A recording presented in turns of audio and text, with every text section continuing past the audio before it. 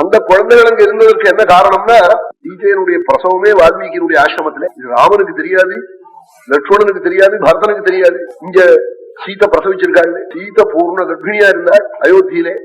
ராமனோட சேர்ந்து இருக்கிற போது பிரசவ காலத்திலே அங்க தேசத்துல ஒரு யாகம்னு பத்திரிகை வந்தது. அம்மா கௌசல்ய பரம்பு போனாள்.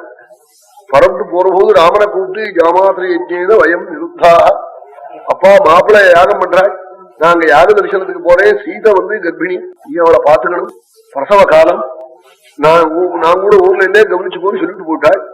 அதற்காக சுவாமி மத்தியானம் போஜனம் பண்ணிவிட்டு வெத்தலை போட்டு சீதையோட கூட சேர்ந்து உட்கார்ந்து பேசிட்டு இருக்கா. அப்ப சீதை பேசாம தூங்கப்படாதோ, நாகா முன்பு காடெல்லாம் போய் காலால் நடந்து பார்த்தோம், இப்ப தேர்ல ஒரு தடவை கங்கா தீரங்கள்லாம் போயிட்டு வரணும்னா இது என்ன பிரமாதம், சாயங்காலம் போகுமேனால் ராமன் சிரமமா இருக்குனால் அப்படியே மடியில படுத்திருந்தால் ராமன் மடியில தூங்கி போயிட்டாள் பகல் 11 மணிக்கு. இந்த சந்தர்ப்பத்துல சாரன்னு சொல்லி சிஐடி போலீஸ் உலகங்கள்லாம் போய் பார்த்துட்டு ராமன் நடத்துற சமாச்சாரம் சொல்ல வந்தான். எல்லாரையும் வெளியில போய் சொல்லி கதவை தாப்பா போட்டு இந்த சிஐடி போலீஸே என்னன்னு காட்டாள். 2 பேர்கள் தான் இருக்கலாம். ஜெகத் விசாரத்தை பத்தி சொல்ற போது சீதை இருக்காளேன்னு காட்டான் அந்த சிஐடி போலீஸ். அது பாதகங்களே சொல்லுனாள். தூங்குறாள் நாள், எங்க பார்த்தாலும் ராமராஜ்யம்னு கொண்டாடுறாள்னு சொன்னான்.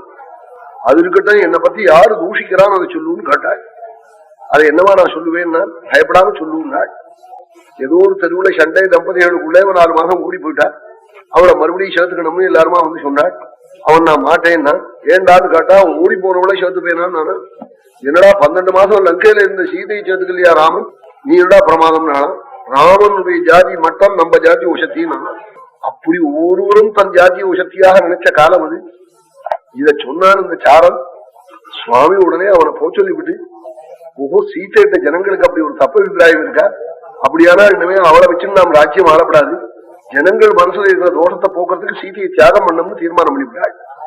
சத்ருக்னனை தனியா கூப்பிட்டு அனுப்பிச்சாள் ஏகாந்தமா.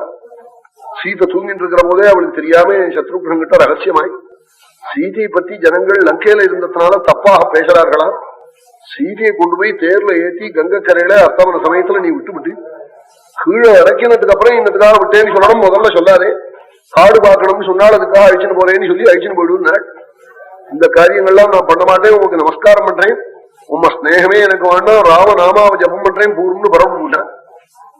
பரதனை கூப்பிட்டு அனுப்பிச்சு இதை சொன்னாள். உம்ம ஸ்நேகம் எனக்கு வேண்டாம், பாதுகை இருக்கு, நான் பூஜை பண்ணிக்கிறேன், நீரே வேண்டாம் போன்னு போயிட்டான். எங்க அம்மாவை கொண்டு போய் கங்கக்கரையில் நான் விடுவேனான்னு லட்சுமணனை கூப்பிட்டு கபடமா சுவாமி வாக்கு வாங்கிவிட்டாள்.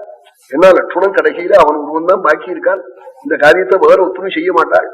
அவன் அன்பு கொண்டு ஒரு காரியத்தை, பெரிய காரியத்தை ஒருத்தருக்கு செய்யணும்னா எல்லாரும் செய்ய முடியுமா, எல்லாரும் செய்வன ஆண்டு பேசாம போடுவான். அவன் எத்தனையோ பேர்கள் சொல்லுவாள், நீங்க உபன்யாசத்துக்கு வரணும், ஆகஸ்ட்ல வரணும், இது அசடா இருந்தா அவன் சொல்லிவிட்டான் போகணும்னு நினைச்சுட்டு இருக்கும். அவன் சொல்ற போதே தெரியும் என்ன அன்னத்துல சொல்றான்னு புரியுவது. ஜூலைல வரணும், கிரமமா யோக்கியமா சொல்றவனைத்தான் எழுதி வச்சுக்கலாமே தவிர்த்து கண்டவன் சொன்னதெல்லாம் அவன் எழுதி வச்சுக்க முடியுமோ? அது பொறுப்பு இல்லாதவன் சொல்ற சப்தத்துக்கு அர்த்தம் உண்டோ?